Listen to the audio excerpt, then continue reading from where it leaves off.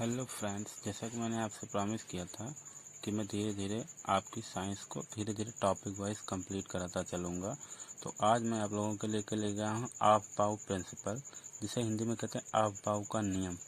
इसमें क्या होता है, हमें ये बताया जाता है कि जो इलेक्ट्रॉनिक विन्यास होता है उसको कैसे इलेक्ट्रॉनों को विस्तारित किया जाता है अलग अलग उपकोषों और ऑर्बिटलों में। जैसे कि आपको पता है, शुरुआत होती है हमेशा 1s से। 1s के बाद आता है 2s, 2s के बाद फिर 2p, 2p के बाद 3s, 3s के बाद 3p, और ये ऐसे होते होते आता है 4s, 4s के बाद जाता है इलेक्ट्रॉन आपका 3d में, 3d के बाद 4p, 4p के बाद 5s, 5s से फिर ये जाता है सीधा 4d में, 4d के बाद 5p, 5p के बाद 6x, 6x के बाद ये जाता है 4f में, 4f से होते हुए ये 5d, 5d के बाद 6p, 6p के बाद 7s, 7s के बाद फिर सीधा जाता है 5f में, और 5f से होते हुए 6d, और उसके बाद 7p, 7p के बाद 8s पर आकर ये रुक जाता है। तो दोस्तों, ये ऑफ-बाउ का जो नियम होता है ये हमें किस तरह से इलेक्ट्रॉन विस्तारित करने होते हैं अलग अलग सेल्स में या अलग अलग ऑर्बिटल में, इसके बारे में बताता है। आप ये नहीं कि यहाँ 1s के बाद सीधा आप 2p में भर दें, नहीं, ऐसा नहीं होता। ये रूल हमें बताता है, ये नियम हमें बताता है कि 1s से स्टार्ट करेंगे, उसके बाद 2s में, 2s से 2p, और इसी तरह होते होते हमें सारे इलेक्ट्रॉन सभी ऑर्बिटल में बराबर भरने होते हैं। अभी मैं आपको एक एग्जांपल लेके बताऊंगा कि कैसे इलेक्ट्रॉनों का विन्यास जो है वो लिखा जाता है अलग अलग सेल में। तो चलिए दोस्तों, देखिए, ये हमने कुछ अभी इनका हमने इलेक्ट्रॉनिक विन्यास लिखा नहीं है, ये आपको ऊर्जा के बढ़ते क्रम में हमने वैसे ही लिख दिया है। अभी आपको इसके आगे जो है हम इसमें आगे इलेक्ट्रॉन भरना सिखाएंगे।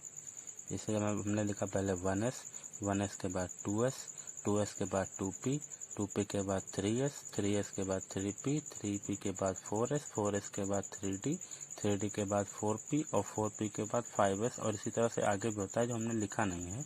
एक बात आपको बता दें कि जो s होता है उसमें केवल एक ऑर्बिटल होता है, और आप ये याद रखिए कि एक ऑर्बिटल में हमेशा ज़्यादा से ज़्यादा 2 इलेक्ट्रॉन रखे जा सकते हैं, इससे ज़्यादा आप इलेक्ट्रॉन नहीं भर सकते। ये भी कैसे भरा जाएगा आगे हम आपको बताएंगे अभी। और इसी तरह p में जो होते हैं वो 3 ऑर्बिटल होते हैं, d में जो होते हैं वो 5 ऑर्बिटल होते हैं, f में जो होते हैं वो 7 ऑर्बिटल होते हैं। यानी कि s में अधिकतम एक ऑर्बिटल होता है और उसमें अधिकतम 2 ही इलेक्ट्रॉन भर सकते हैं, आप 2 से ज़्यादा नहीं भर सकते। उसी तरह p में 3 ऑर्बिटल होते हैं। 3 ऑर्बिटल का मतलब है कि आप ज़्यादा से ज़्यादा 6 इलेक्ट्रॉन भर सकते हैं, 6 इलेक्ट्रॉनों से ज़्यादा नहीं भर सकते, आप 6 इलेक्ट्रॉनों से कम भर सकते हैं। d में 5 ऑर्बिटल होते हैं। 5 ऑर्बिटल मतलब कि 10 इलेक्ट्रॉन आप इसमें अधिकतम भर सकते हैं, 10 से ज़्यादा नहीं भर सकते हैं। f में 7 ऑर्बिटल होते हैं, जिसमें आप मैक्सिमम 14 इलेक्ट्रॉन भर सकते हैं, उससे ज़्यादा आगे आप नहीं भर सकते हैं। तो चलिए फ्रेंड, जैसा कि मैंने आपसे वादा किया था कि अभी मैं आपको इलेक्ट्रॉनिक कॉन्फ़िगरेशन यानी कि इलेक्ट्रॉनिक विन्यास लिखना आपको कैसे भरना है ये मैं सिखाऊंगा।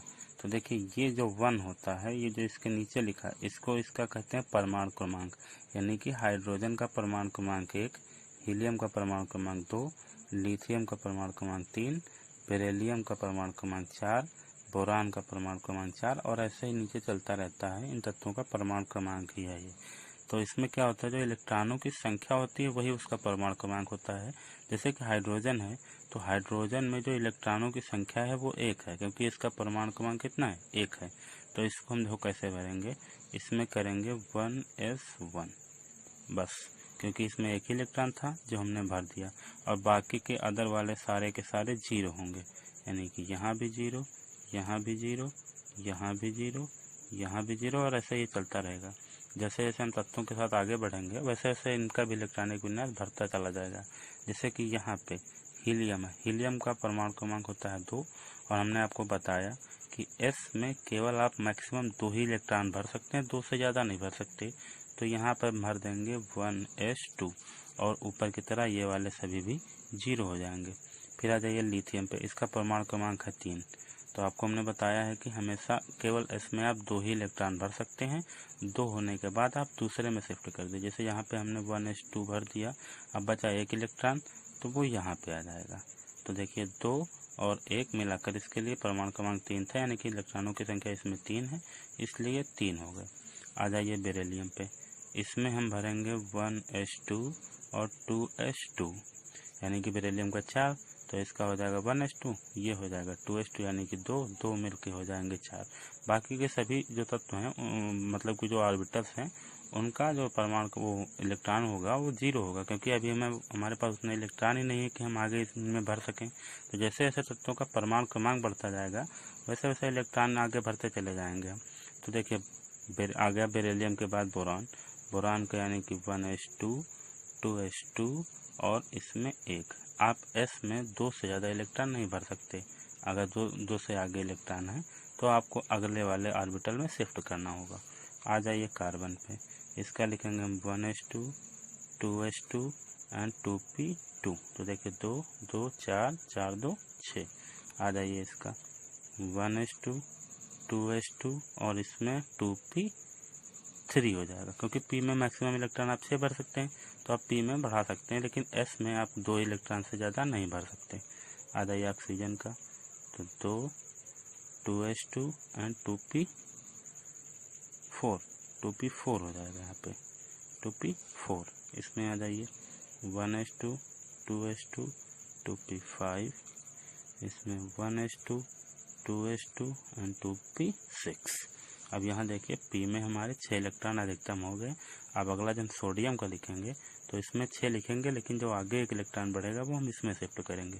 तो इसको लिखिए 1s2, 2s2, 2p6 and 3s1। इसमें देखिए 11 इलेक्ट्रॉन है, तो 2 2 4 4 6 10 10 से 11।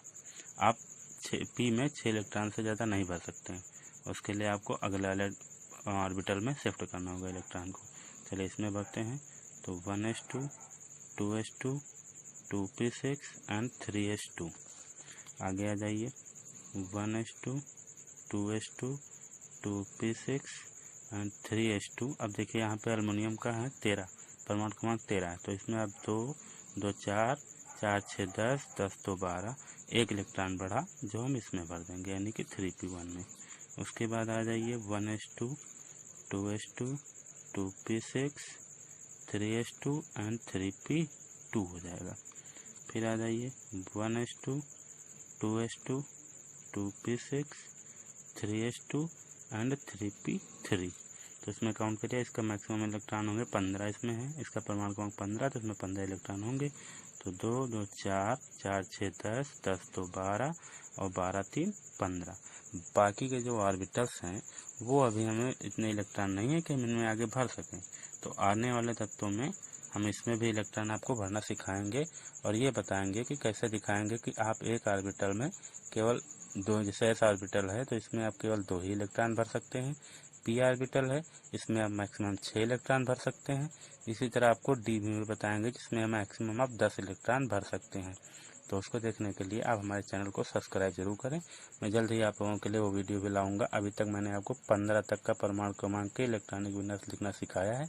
आगे मैं आपको 15 से फिर 30 तक का लिखना सिखाऊंगा कि कैसे उसको लिखते हैं, और उसके बाद उसका कैसे इलेक्ट्रॉनिक कॉन्फ़िगरेशन लिखते हैं, और उसका SPD में कैसे इलेक्ट्रॉनों को आप रख सकते हैं कि एक ऑर्बिटल में केवल 2 ही इलेक्ट्रॉन हो, वो भी मैं आपको सिखाऊंगा।